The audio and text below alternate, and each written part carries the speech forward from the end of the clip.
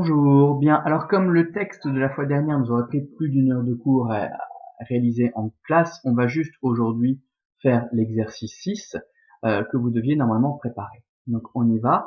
Alors l'exercice 6 n'est vraiment pas très compliqué. En fait, ces exercices de polyvalence des cas sont beaucoup plus simples en grec qu'en latin, puisque en grec généralement vous avez très peu de solutions possibles.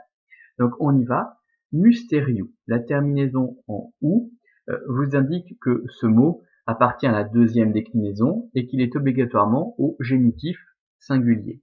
Donc il n'y a pas d'autre choix, on va mettre notre croix ici. Moussaï, la terminaison en aïe vous indique que le mot est féminin, qu'il appartient à la première déclinaison et qu'il est au pluriel. Il est vraisemblablement au nominatif et au vocatif pluriel. S'il y avait eu un article, ça aurait été obligatoirement du nominatif, puisqu'il n'y a pas d'article au vocatif. D'accord? Eortes, avec une terminaison en S, on sait que le mot va être au génitif singulier. Ça va être un mot de la première déclinaison féminine. Adelphi, le petit iota souscrit que vous avez juste en dessous de la lettre vous indique que ce mot est au datif singulier. Ok, première déclinaison, mais c'est à ça qu'on reconnaît le datif singulier.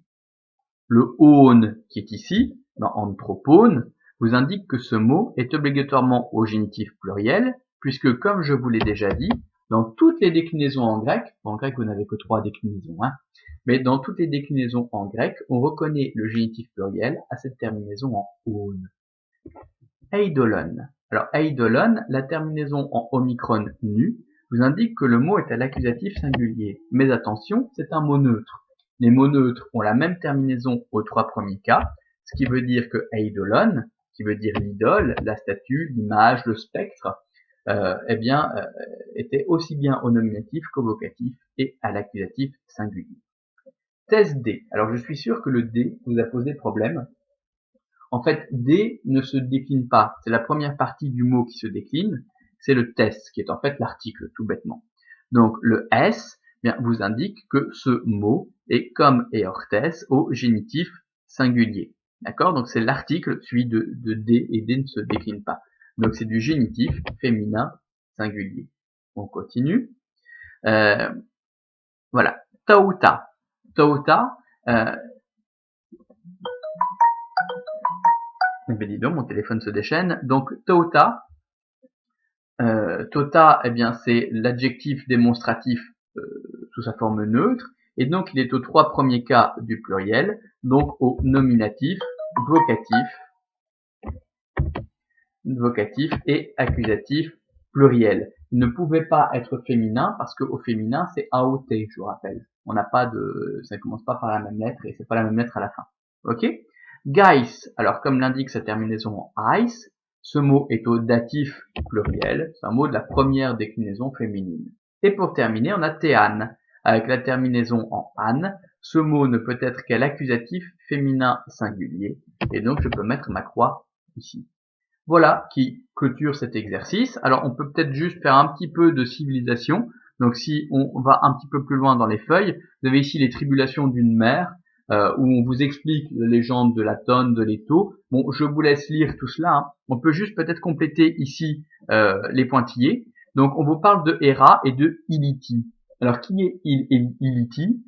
C'est la déesse de l'accouchement. Et comme la mythologie est parfois très logique, c'est logique que la déesse du mariage donne naissance à la déesse de l'accouchement. Donc Iliti est l'une des filles de Zeus et Héra. Puisqu'une fois que vous êtes mariés, vous accouchez, vous devenez mère.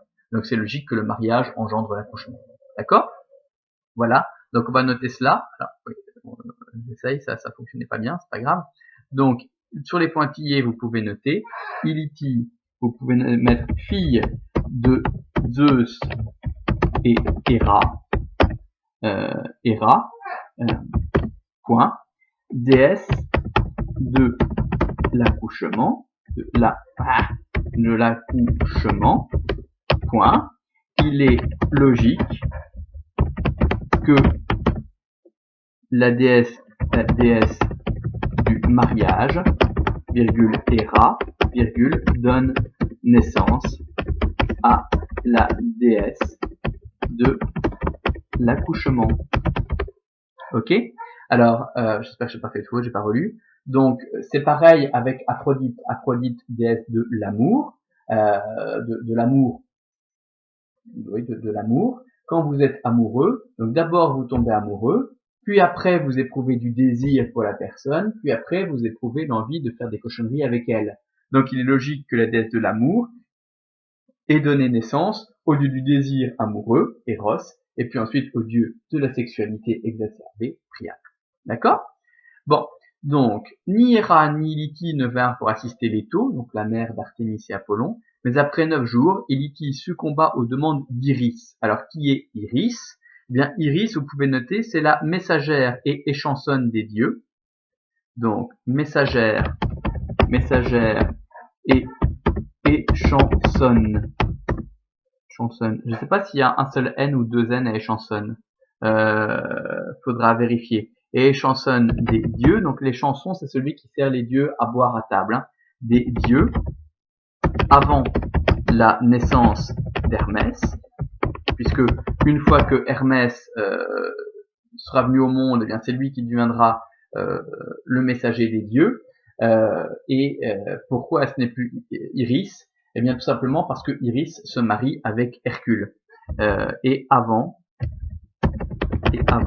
son mariage avec Hercule. Ok?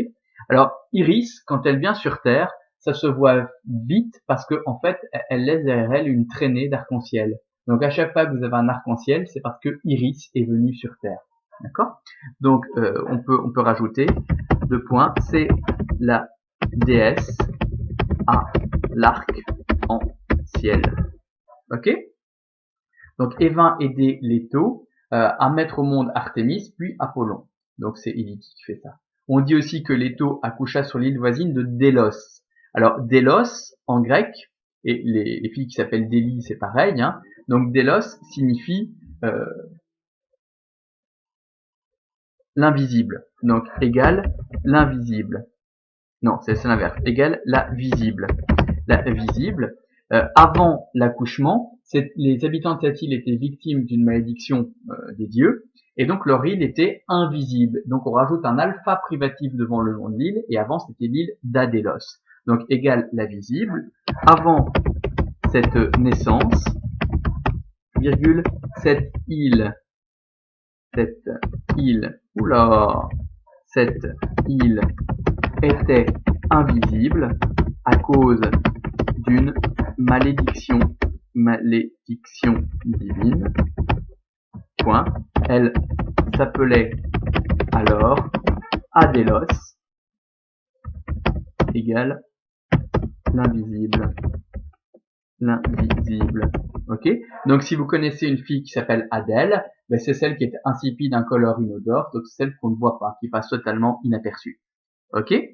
Bien, voilà, donc l'île de Délos étant le lieu de naissance de deux dieux très importants, Apollon et Artémis, c'était une île sacrée, ce qui veut dire qu'il n'était pas permis d'y apporter la guerre. Donc c'est une île qui a été très rarement victime des combats. Je surveille le temps, reste 1 minute 30, je pense que c'est tout, ouais, voilà. Donc je vous laisse regarder un petit peu cela, et on se revoit la semaine prochaine. Bien, voilà, merci.